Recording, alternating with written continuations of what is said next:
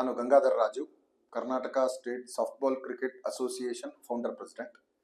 ನಾವು ಇವತ್ತಿನ softball cricket ಏನಿದೆ ಅಂತ ಹೇಳಿದ್ರೆ ಟೆನ್ನಿಸ್ ಬಾಲ್, ರಬ್ಬರ್ ಬಾಲ್ ಮತ್ತು ಈಗೇನು ನಾವು ಗಲಿ ಕ್ರಿಕೆಟ್ ಅಂತ ಆಡ್ತಾ ಇದ್ದೀವಿ, ಈ ಒಂದು ಕ್ರಿಕೆಟ್ನ ಇವತ್ತು ಏನು ಅದಕ್ಕೆ ಸ್ಟೇಜ್ ಇಲ್ಲ, ಸ್ಕೋಪ್ ಇಲ್ಲ, ಆ ಸ್ಕೋಪ್ನ ತರಬೇಕು ಅಂತೇಳಿ ಇಂಟರ್ನ್ಯಾಷನಲ್ ಮಟ್ಟದವರೆಗೂ ಅವಾರ್ಡನ್ನ ತಗೊಂಡು ಹೋಗ್ಬೇಕು ಅಂತೇಳಿ ನಾವು KSSC ಸ್ಥಾಪನೆ ಮಾಡಿರ್ತೀವಿ. ಆ ವಿಷನ್ ಇಟ್ಕೊಂಡು ಮುಂದಿನ 3 ವರ್ಷ ಅಥವಾ 4 ವರ್ಷಗಳಲ್ಲಿ ವರ್ಲ್ಡ್ ಕಪ್ ಮಾಡಬೇಕು ಅಂತ ಒಂದು ವಿಷನ್ ಇಟ್ಕೊಂಡಿರ್ತೀವಿ.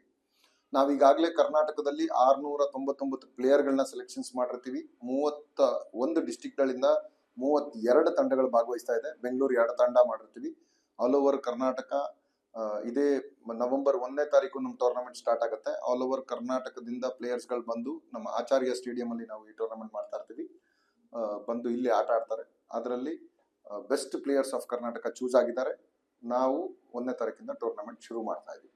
ಇದೇ ತಿಂಗಳು 22ನೇ ತಾರೀಕು ನಮ್ಮ ಓನರ್ಸ್ ಮೀಟ್ ಇರುತ್ತೆ. ಹಾಗೂ ನೆಕ್ಸ್ಟ್ ಮಂತ್ 6ನೇ ತಾರೀಕು ಬಿಡ್ಡಿಂಗ್ ಪ್ರೋಗ್ರಾಮ್ ಇರುತ್ತೆ.